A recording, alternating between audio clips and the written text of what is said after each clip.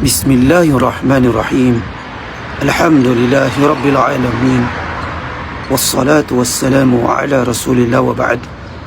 Assalamualaikum warahmatullahi wabarakatuh.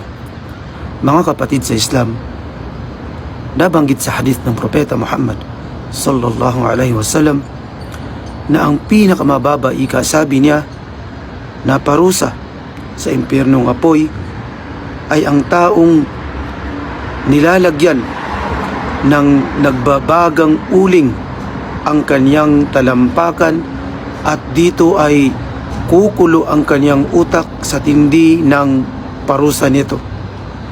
At ang lalaking ito at ang taong ito ay iisipin niya na siya na yung may matinding parusa, subalit hindi.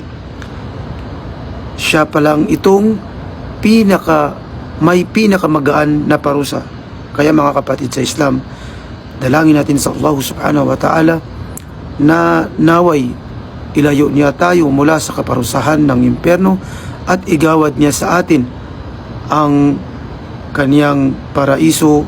Wallahu a'lam. Wassalamu alaikum warahmatullahi wabarakatuh.